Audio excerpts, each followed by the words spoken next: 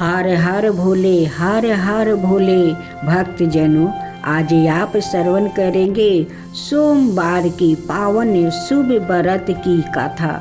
जो भक्त इन कथा को सुनेंगे उन पर भोलेनाथ का असीम कृपा होगा। सप्ताह का पहला दिन पवित्र सोमवार समर्पित है देवों के देव शिव को, जिन्हें हम प्रेम से भोलेनाथ कहते हैं। इन दिन श्रद्धा भक्ति और आत्म शुद्ध का प्रतीक है। मानता है कि जो भी भक्त सच्चे मन से सोमवार का व्रत रख कर पार्वती के साथ शिव जी की आराधना करता है, उसके जीवन से कष्ट दूर होते हैं और मनोवांछित फल की प्राप्ति होती है। सोमवार व्रत की यह पावन कथा हमें सिखाती है कि विश्वास और भक्ति से असंभव भी संभव हो जाता है। यह कथा केवल एक धार्मिक परंपरा नहीं, बल्कि जीवन में धैर्य, संयम और आस्था का संदेश देती है। आइए श्रद्धा के दीप जलाकर सुनते हैं सोमवार भोलेनाथ की दिव्य व्रत कथा। आज आप सभी श्रवण करेंगे सोमवार की भगवान भोलेनाथ की 5 कथा और आरती। सोमवार का कथा आरती सुनने से आपका मिलेगा महापुण्य फल की प्राप्ति। कहानी है गंगा की महानता। भगवान पृथ्वी पर हो रहे कुंभ मेले में बड़ी भारी भीड़ उमड़ रही है। छोटे छोटे बच्चों से लेकर बड़े वृद्धा तक सब लोग गंगा जी में डुबकी लगाकर पुण्य कमाना चाहते हैं। कितनी अद्भुत बात है। तुम ठीक कह रहे हो पार्वती, पर इतने लोग में ऐसे कितने हैं जो वास्तव में गंगा की महिमा की वो जानते हैं। कितने वृद्धा ऋषि मुनि भी इस महान पर्व में सम्मिलित है। क्यों वो भी गंगा की महिमा से अनभिज्ञ है। त्रिवेणी संगम बड़ी भारी भीड़ है।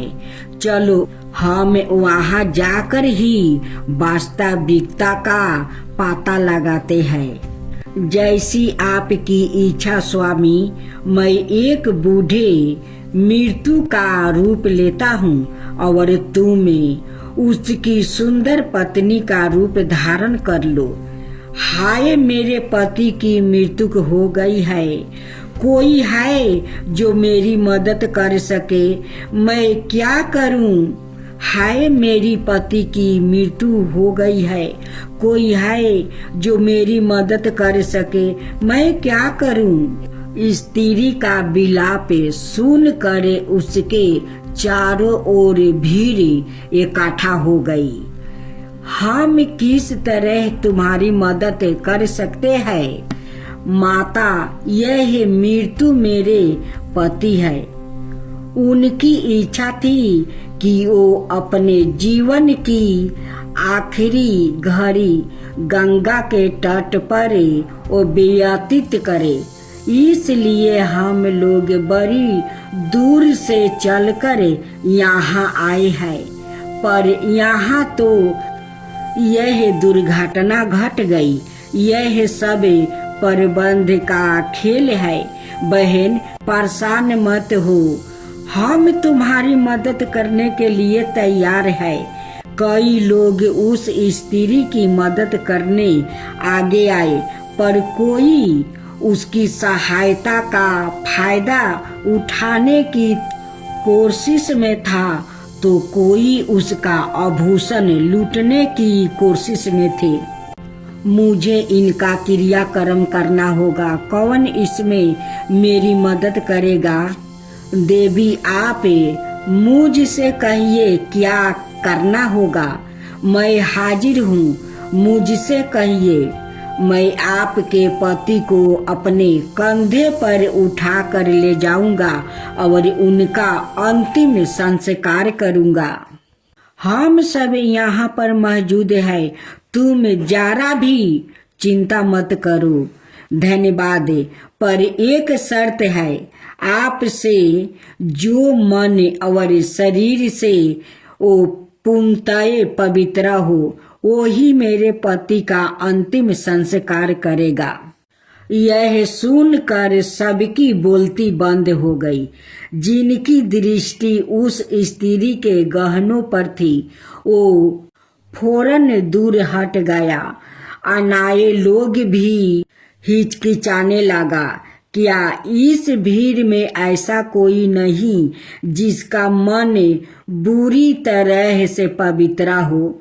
क्या कोई भी मेरे पति का अंतिम संस्कार नहीं कर सकता? क्या ऐसा भी कोई व्याकुत हो सकता है जो पुनीत निष्पाप हो? कैसी विचित्र शर्त है। यह सोच कर भीड़ धीरे धीरे वो हटने लगी। उसी समय वहां पर एक नवयुवक आया। बहन, मैं आपकी सहायता करूंगा। वो नौजवान तुरंत ही गंगा में एक डुबकी लगाकर उस महिला के समक्ष प्रस्तुत हो गया।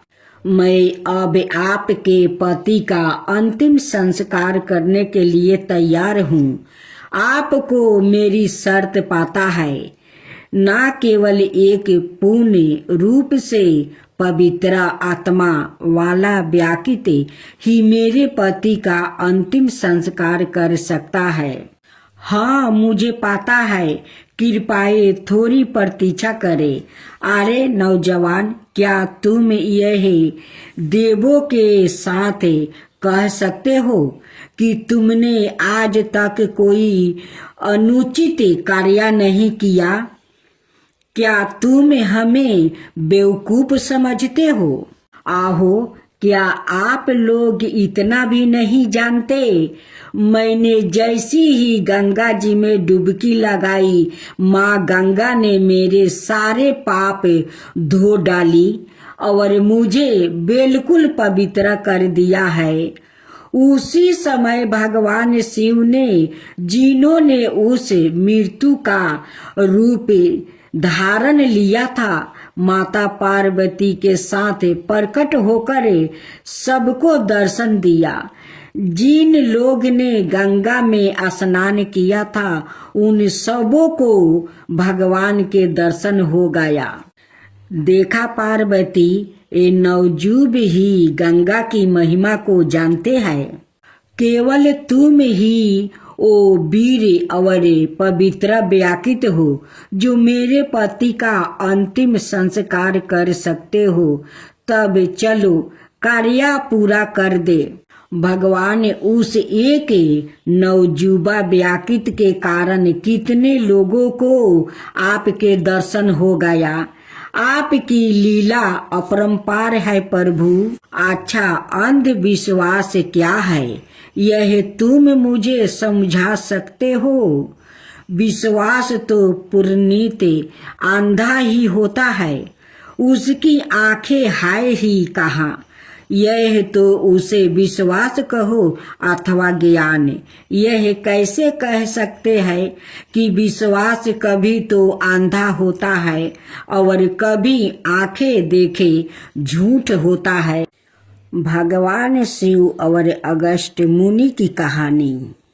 एक बार भगवान शिव और माता पार्वती कैलाश में उस कक्ष में गए जहाँ अनेक पांडुलिपियां रखी हुई थी। अगस्त्य मुनि उनका दर्शन करने के लिए आए थे।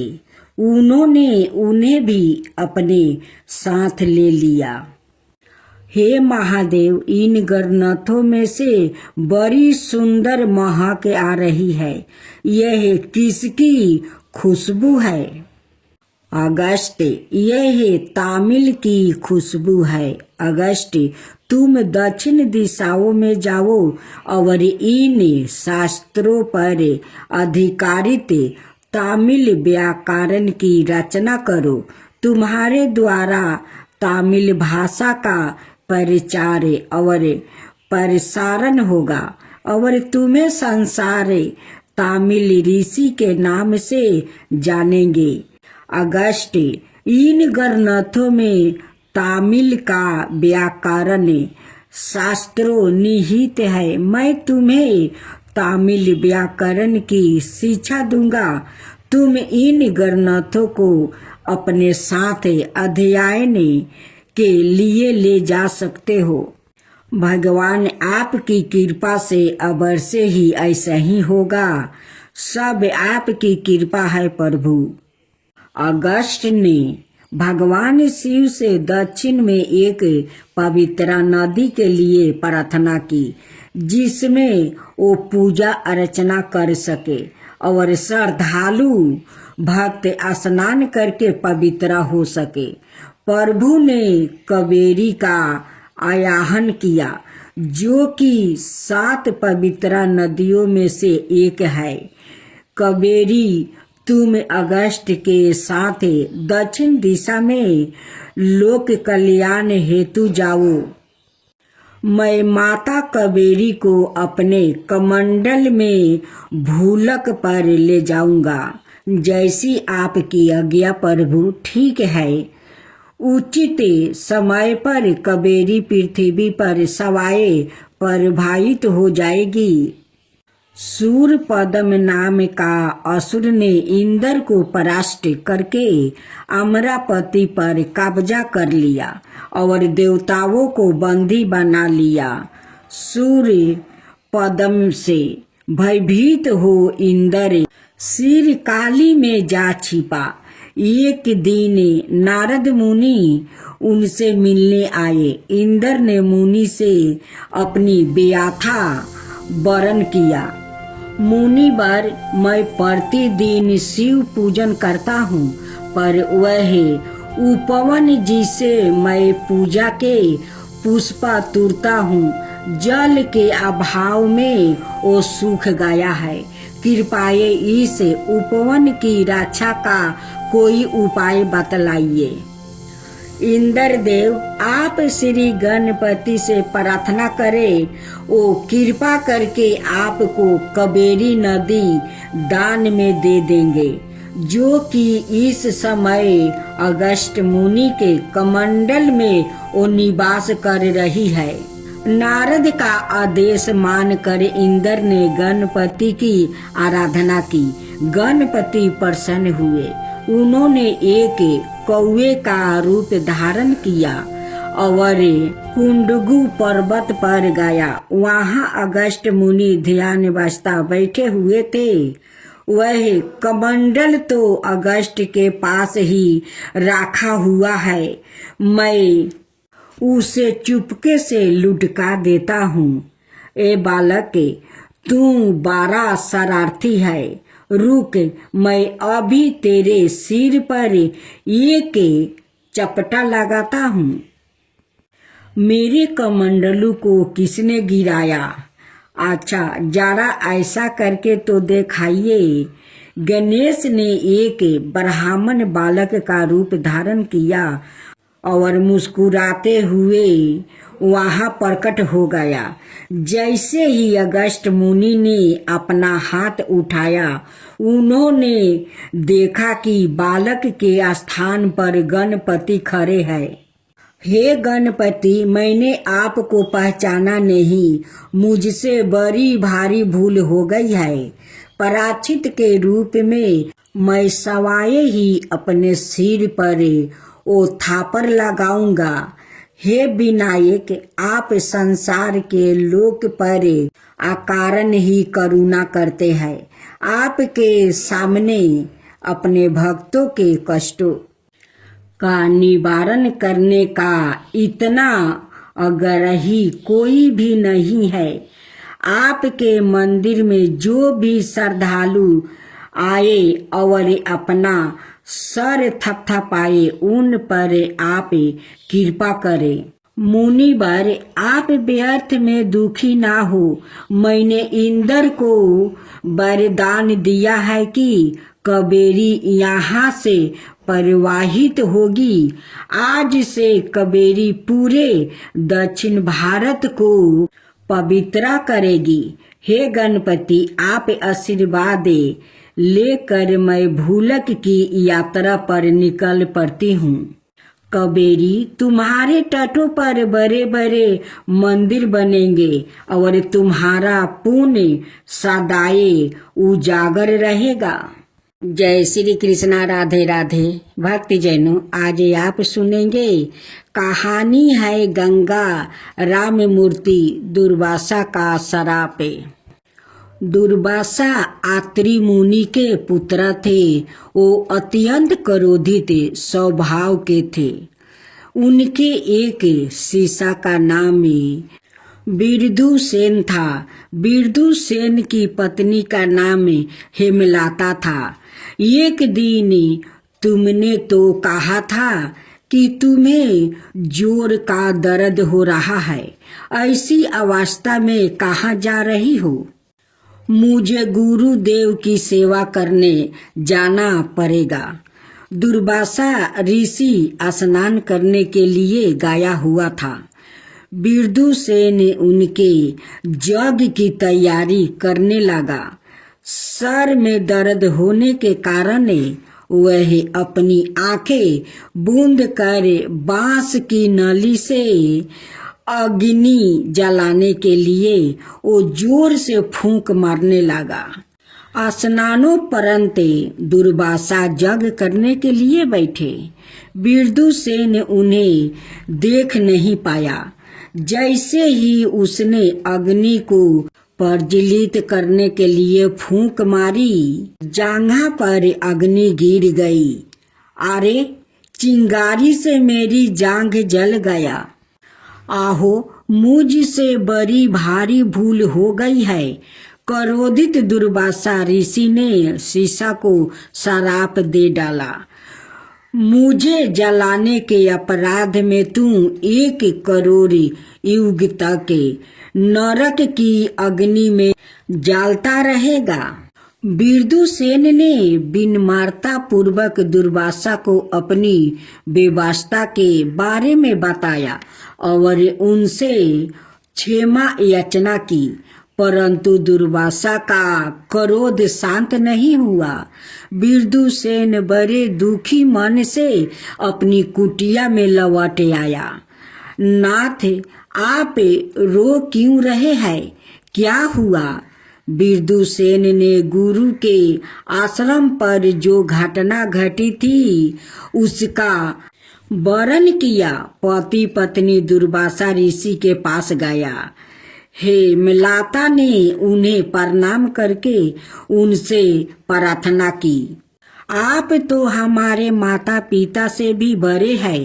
कृपा करके मेरे पति द्वारा अनजाने में की गई भूल को क्षमा कर दीजिए। परंतु दुर्वासा पर इस करुणा प्रार्थना का भी कोई असर नहीं हुआ। कहा तो ऋषि के जांघ पर वह छोटा सा घाव और कहाँ इतना भयंकर श्राप। इस घोर अन्याय का स्मरण करने हेमलता अग बबूला हो गई। हे अग्निदेव, यदि मैं एक पतिव्रता नारी हूँ तो आप तुरंत शीतल हो जाइए। अग्निदेव ने इस पतिव्रता की प्रार्थना तत्क्षण स्वीकार कर लिया। इसके परिणाम स्वरूप समस्त पृथ्वी में प्रज्वलित अग्नि, चाहे वह घर के चूल्हे की हो अथवा जग अग्नि, शीतल हो गई। यहाँ तक कि भगवान शिव का तेजस्वी फरसा भी ठंडा पड़ गया। तब ब्रह्मा, विष्णु और महेश दुर्वासा के समक्ष प्रकट हो गए। दुर्वासा ने शिव जी से कहा, भगवान, आपने नेत्रा और आहूद निस्तेज क्यों देख रहे हैं? विदुसेन ने मुझे अपने गुरु को पीड़ा दिया है, इसलिए मैंने उसे श्राप दिया है। उसने भूल की है, पर उसके लिए कोई प्रायश्चित भी तो हो सकता है। इसका प्रायश्चित यही है कि उसे घोर तपस्या करनी होगी। यदि तप के प्रभाव से विदुसेन त्रिदेव में किसी एक का दर्शन कर ले तो उसे मेरा श्राप से मुक्ति मिल जाएगी। यह सब सती हेमलता के श्राप का प्रभाव है। अग्नि शांत हो गई है और यह सब तुम्हारे श्राप के कारण हुआ है। दुर्वासा मुनि के वचन सुनकर भोलेनाथ भी मुस्कुराए। यदि ऐसा है तो विदुसेन को तो श्राप से मुक्ति मिल जाएगी। कैसे? उसने तो अभी तक कोई तप नहीं किया है। भगवान शिव ने कहा, बिना तप करे ही विदुसेन को त्रिदेव के दर्शन हो गया है। हेमलता अग्निदेव को पूर्ण तेजस्वी बना दो। भगवान गुरुदेव भी कृपाए यह कह दे कि मेरे पति निष्पाप है। हेमलता, तुम्हारे पति ने कोई पाप नहीं किया है। कृपाए अब जगत के संताप को दूर करो। हेमलता ने फिर अग्निदेव से प्रार्थना की, जिसके फल स्वरूप वो समस्त प्राणियों को पूर्ण प्रकाश और तप प्रदान करने लगा। जय श्री कृष्ण। राधे राधे। भक्तजनों, आज आप श्रवण करेंगे सोमवार की संपूर्ण व्रत कथा। इस कथा को आप सभी ने सुने तो पूरा सुने, अधूरा मत सुने, नहीं तो भोलेनाथ का अपमान होता है। वो क्रोधित हो जाते हैं। उनकी कथा सुनने से भोलेनाथ आप लोग पर हमेशा कृपा बरसाते हैं। अगर भोलेनाथ का कृपा नहीं होते तो हम लोग अपना संसार में खुश कैसे रहते। उन्हीं के कृपा से तो हम लोग बहुत खुश रहते हैं अपना संसार में। तो आइए हम सभी भोलेनाथ की संपूर्ण कथा को श्रवण करते हैं। कहानी है मीनाक्षी की विवाह की। एक बार नारद मुनि ने इंद्र देव के महल में आकर उसने कहा, इंद्र, मलयाध्वज की यज्ञशाला में गया देवराज आपका स्वागत है। मुरदाई के राजा मलयाध्वज पंडियन ने अश्वमेध यज्ञ पूर्ण कर लिया है। आपने सबो यज्ञ के रूप में पुत्र का श्रेष्ठ यज्ञ करो, जिससे तुम्हें संतान की प्राप्ति होगी। यदि वह अश्वमेध यज्ञ पूर्ण कर लेगा तो मेरी जगह वह इंद्र बन जाएगा। मुझे इसकी बड़ी चिंता हो रही है। जैसी आपकी आज्ञा, पुत्रा का श्रेष्ठ यज्ञ आरंभ हुआ। शीघ्र ही अग्नि की ज्वाला कुंड में शोभा यमन होने लगी।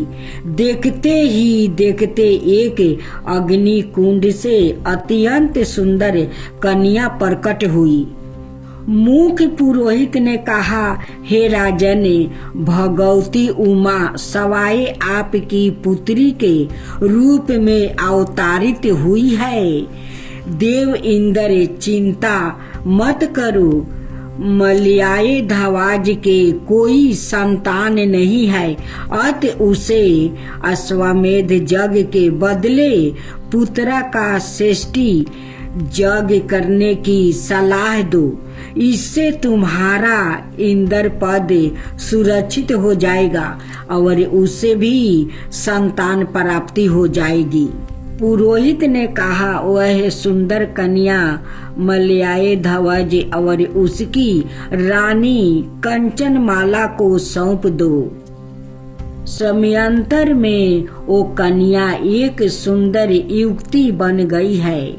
राजन, राजकुमारी अस्त्र शस्त्र और धनु विद्या में पारंगत हो गई है और उनमें वो सब गुण है जो कि एक शासक में होना चाहिए।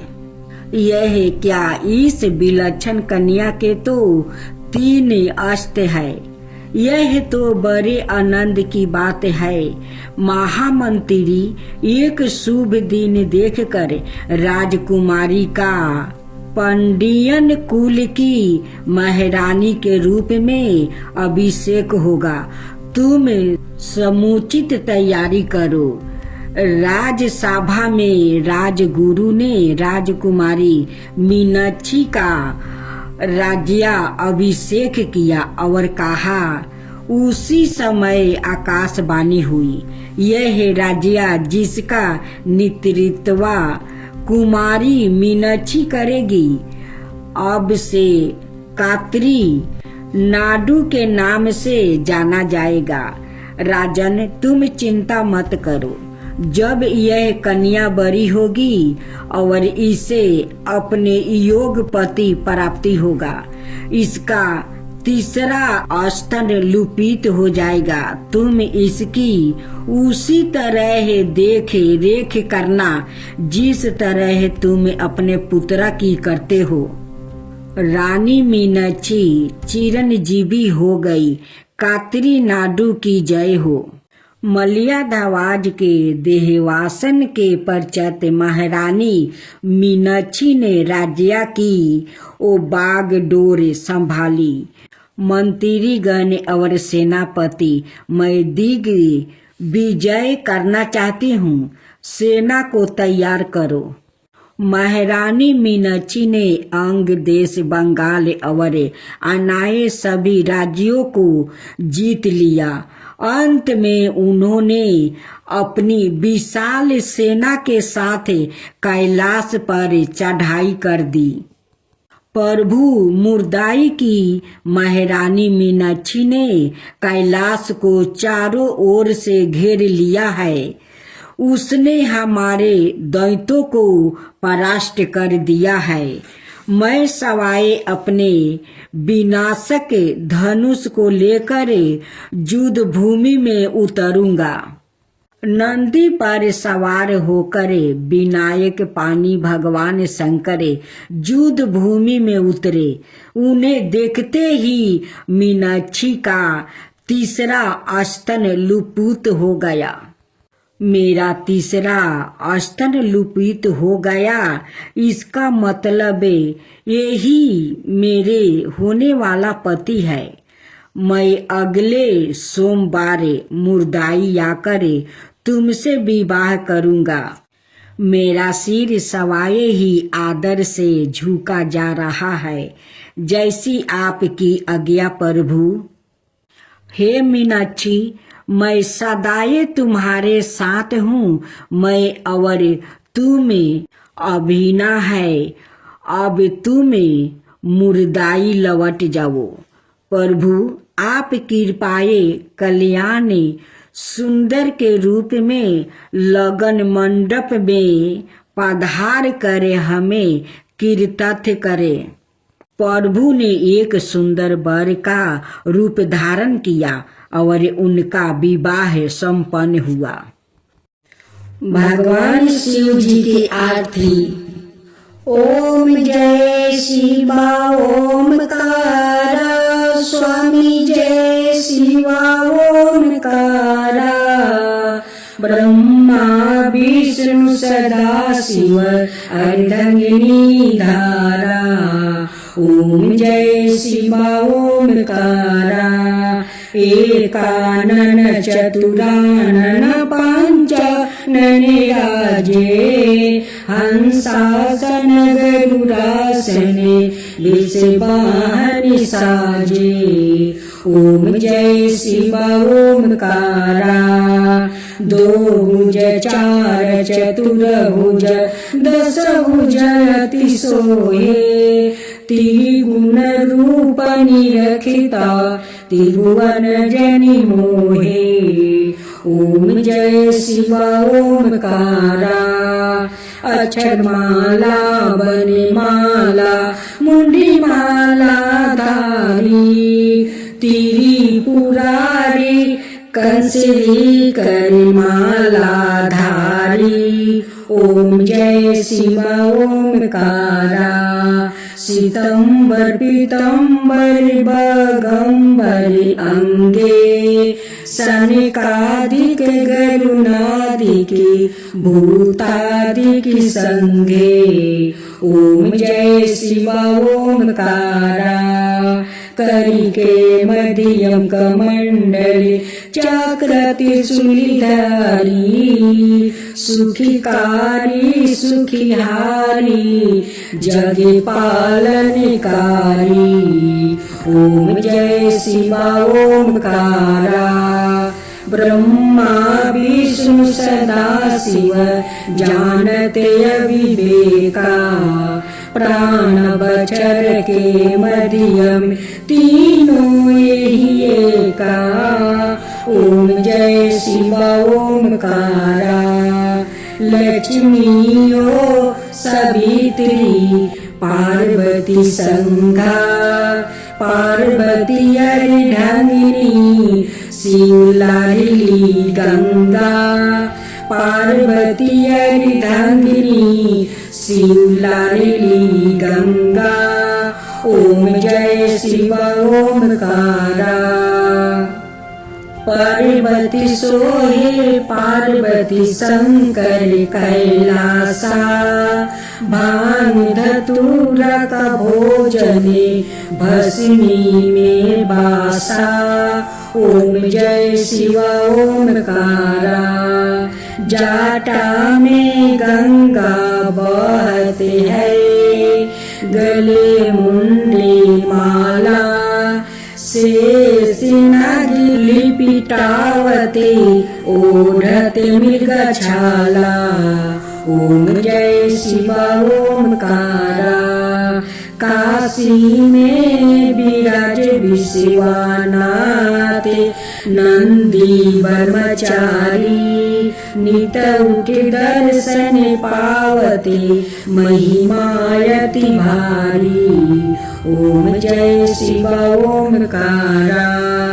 त्रिगुण स्वामी जी की आरती जो कोई नर गावे, कहत शिवानंद स्वामी मन वांछित फल पावे। ओम जय शिव ओमकारा। ओम जय शिव ओमकारा।